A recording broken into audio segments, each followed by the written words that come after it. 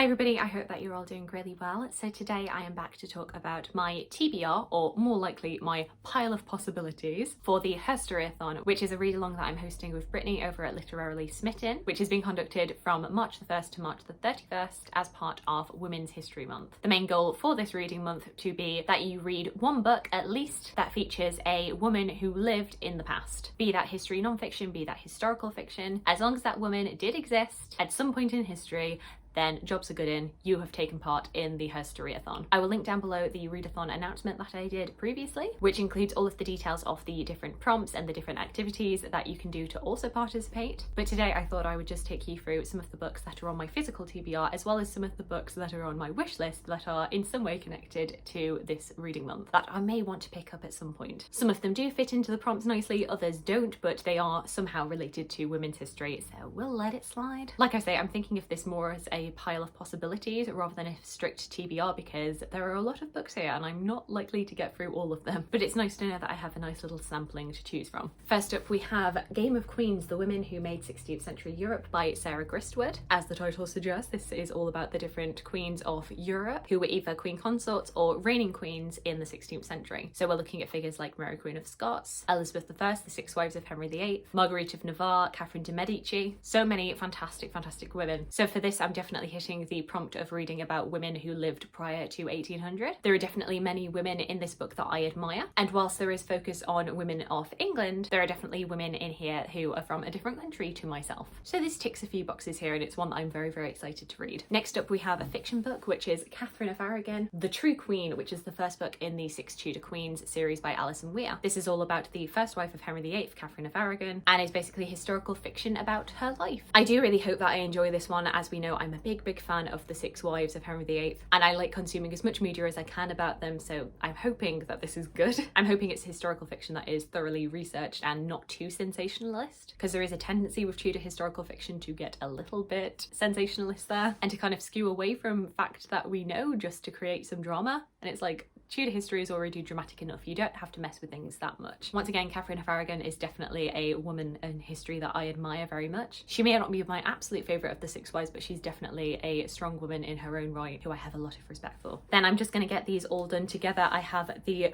three very chunky biographies that I have that were written by Antonia Frasier, Marie Antoinette, The Six Wives of Henry VIII, and Mary Queen of Scots, all of whom will hit the prompt for reading about women who lived prior to 1800. Marie Antoinette definitely hits upon the prompt of reading about a woman who lived in a different country to myself, though I do have a wonder as to whether or not I am going to get to either of those three just because they are so big and chunky. But skewing away a little bit from queens for now, not entirely, I have a lot of queens on my radar. The next book is historical fiction again, and that is The Language of Food by Annabel Abbs. Like I say, this is historical fiction set in 1835, and this retells the story of Eliza Acton and how she came to write her famous cookbook. Eliza Acton was a very influential recipe writer, and it's one that I'm very excited for because I did my dissertation on 18th century cookbooks, so whilst Eliza Acton wasn't featured in my dissertation, I definitely came across her whilst doing my research. This hits upon the prompt of a non-titled woman, and I suppose somewhat local in the sense that she is from the same country as myself, though I do have some better prompts for local women. And speaking of said local woman, the next book that I have to show you is non-fiction, and that is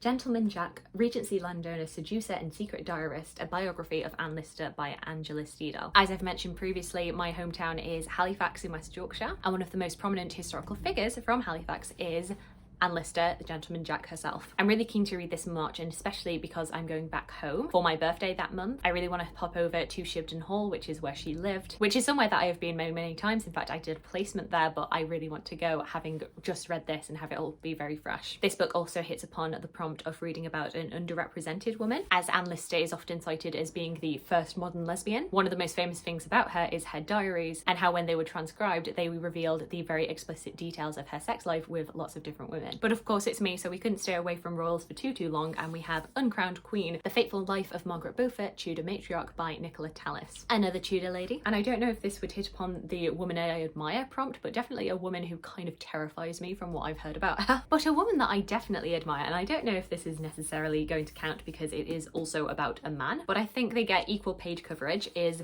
Stephen and Matilda's Civil War, Cousins of Anarchy by Matthew Lewis. And as you can tell, this is all about my beloved Empress Matilda. Even though this is kind of a dual biography of Stephen and Matilda's experiences through the anarchy, I think it does still count, and I'm always up for Empress Matilda books. At some point I definitely need to read some fiction that focuses on her. Elizabeth Woodville, The Mother of the Princes in the Tower by David Baldwin, and very similarly to that we have Cecily Neville, Mother of Kings by Amy Licence, two very prominent women in the Wars of the Roses. Another Queen's book that features Empress Matilda is She-Wolves by Helen Castor, The Women Who Ruled England Before Elizabeth I, all about the very interesting medieval and early modern women who ruled England, alternatively some queen consorts who did wield a lot of power, sometimes even more so than their husbands. I have 18th century women poets. This is just a massive anthology of lots of different women from the 18th century who wrote fantastic poetry. Maybe not one that I would read cover to cover, but I would kind of dip in and out of. And then finally, hitting upon my prompt to read about a woman that I've never heard of before, we have this beautiful thing, Sounds in Sweet Airs, The Forgotten Women of Classical Music by Annabel. As you will have seen from my January wrap-up, I read 5 Straight Lines, A History of Music by Andrew Gant, and I absolutely loved reading that. And I was really keen to read a little bit more like music history. And when I saw this, I thought this would be absolutely perfect for March. One of the things that is kind of lacking in A History of Music, and Andrew Gant kind of admits this himself, is that there isn't a lot of women composers mentioned. And as you would expect, that is purely because there isn't a whole lot of evidence, and often that women were not admitted into that very exclusive club. But that obviously doesn't mean that there weren't women who did compose and were interested and engaged with music. It just means that often they weren't being heard. The back says that Annabel reveals the highs and lows experienced by 8 composers across the centuries, from Renaissance Florence to 20th century London,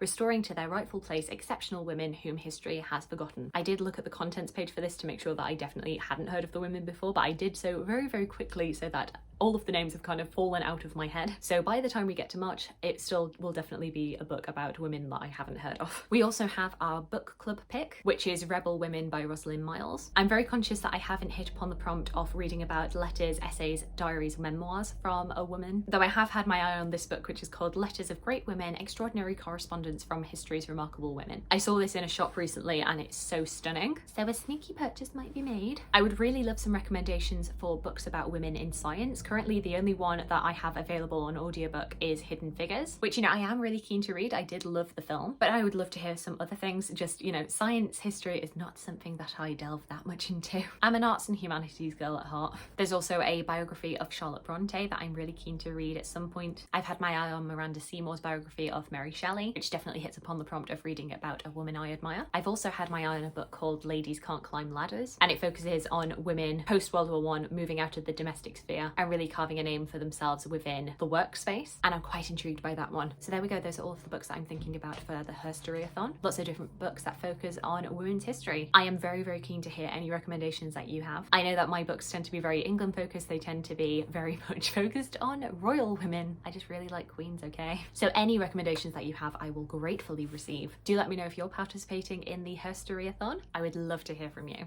I hope you're having a fantastic day, and I look forward to talking to you again soon. Thanks. Bye.